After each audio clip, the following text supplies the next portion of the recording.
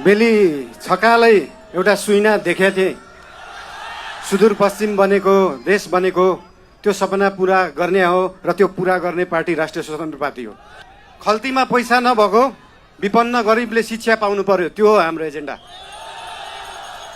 खल्तीमा पैसा नभएको विपन्न गरिबले स्वास्थ्य उपचार पाउनु पर्यो, त्यो हो हाम्रो एजेन्डा।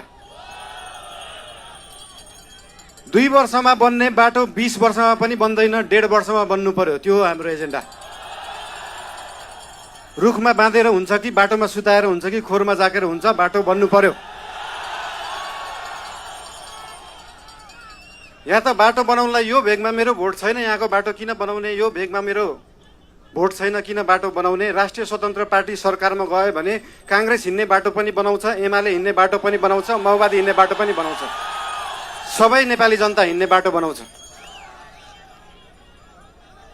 मान्छेले देशलाई स्विजरल्यान्ड बनाउनु पर्छ भन्छन्। स्विजरल्यान्डको बाउ बढी मालिका यहीँ छ, किन बनाउनु पर्यो स्विजरल्यान्ड?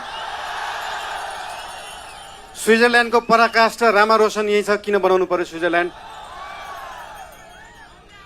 खप्तड नेसनल पार्क यहीँ छ, किन बनाउनु पर्यो स्विजरल्यान्ड? हामी नेपालीहरू माल भएको चाल नपाएको मान्छेहरू पर्यौँ।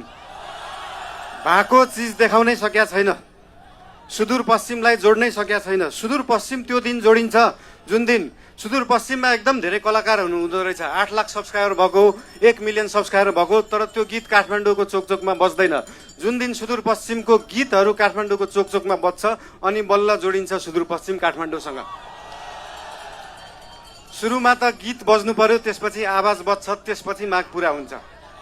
सुन्दा सानो जस्तो लाग्छ, तर त्यो हो राष्ट्रिय स्वतन्त्र पार्टीको एजेन्डा।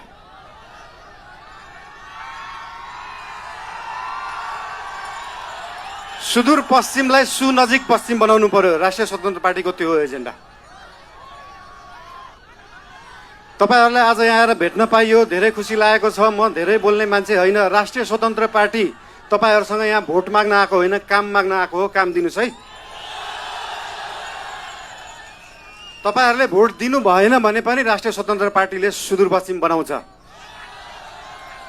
काम माग्न आएको हो। के छ तपाईहरुको काम? हाम्रो उम्मेदवारहरूलाई, हाम्रा पार्टीका मान्छेहरूलाई हाम्रो काम यो हो भनेर लिस्ट दिनु।